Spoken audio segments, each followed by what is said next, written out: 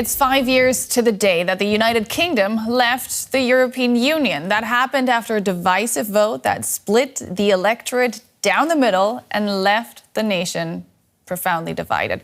The social bruises from that battle may have faded, but it's fair to say that this fifth anniversary is also not being marked by huge street parties. Polls say a majority of British people now think Brexit was a mistake. But there's also very little support for rejoining the European Union. Too great was the trauma of the polarization and arguments surrounding the Brexit debate. Now, 5 years on, people and businesses are still wrestling with the economic, social, and cultural aftershocks. Here's the CEO of a small business with customers in the EU. In general, my personal view is that some of the benefits of Brexit were probably obvious lies, sadly. So I think most businesses have adjusted, but speaking to a number of my entrepreneurial friends, I think the majority are saying Brexit is worse, with some saying it didn't matter, depending on what they're doing. So people have adjusted, maybe closed down businesses. Some of them actually moved manufacturing out of the UK, for example. So we've all adjusted in different ways. Barnard is a law professor at Cambridge University. She's also a senior fellow at the think tank UK in a Changing Europe. Catherine, good to see you. 5 years since Brexit. How does the nation see it now? Not very enthusiastically, it must be said. If you look at some of the most recent polling, 57% of the population say that they would vote to rejoin the EU if they were asked today. Now, it's not at all clear that actually would be carried through, but it gives you a flavour of just how far things have changed. There's very few people now making the case that Brexit's been a good thing. For those who voted leave, they would say that they have been able to take back control. But in reality, the very fact that during the most recent elections, the elections in July of this year, neither political party wanted to talk about Brexit. And that's really probably because there wasn't a great deal to trumpet about. But with people so unhappy about the outcome of Brexit, wouldn't the prospect of maybe rejoining the EU or a more pro-EU stance be an interesting topic and an interesting idea to raise precisely in an election campaign? Yes, but the trouble is both political parties are reluctant to raise it. For the Conservatives, they say, of course, they delivered Brexit, but they haven't delivered on any of the promises, really, that they made. If you take, for example, immigration, it was one of the reasons why people voted to leave the EU. In fact, immigration has gone up significantly since Brexit. Last year, almost 1 million people came to the UK.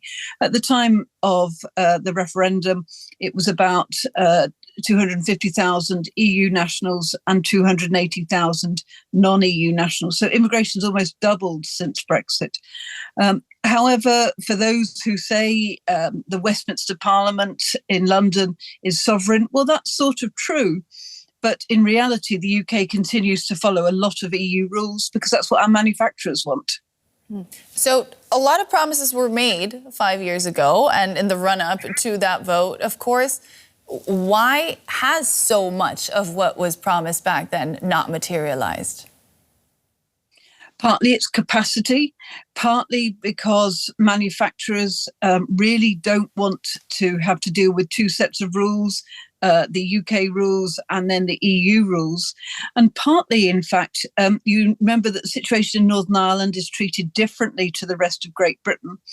And the more divergence, the more difference between UK law and EU law, the more checks there will be on the Northern Ireland border, which is deeply unpopular.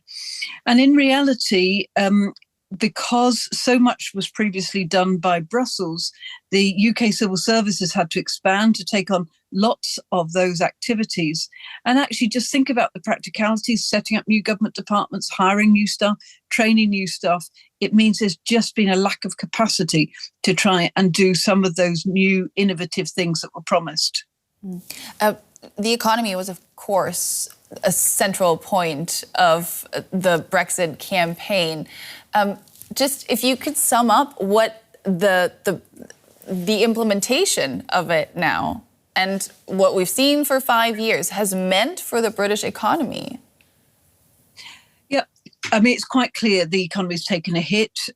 Most economists say it's about 4-5% GDP, so something like 40 billion a year. And so this has really had a quite significant effect on our economy. You see government having to make cuts, having to raise taxes. It's not just because of Brexit, of course. There's also the effect of the war in Ukraine and, of course, significantly increased costs in energy.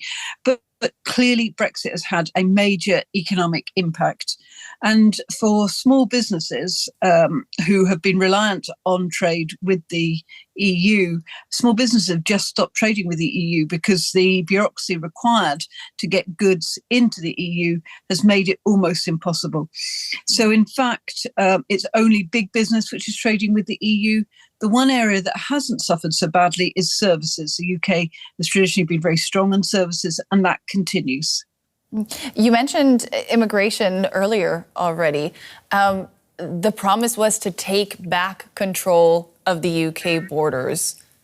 Why has that not materialized? Is it a capacity question as well, or was it just not feasible the way it was painted back then? Yeah, so it's interesting. The public's attitude generally towards migration has become much more positive towards it than it was in 2016. But what we can also see is that the numbers have gone up dramatically. As I say, last year it was just shy of 1 million people came into the UK. And of course, when you think about it in those terms, that's the size of a couple of towns or cities the size of Liverpool. So this has got huge implications for public services, housing, hospitals, and so forth.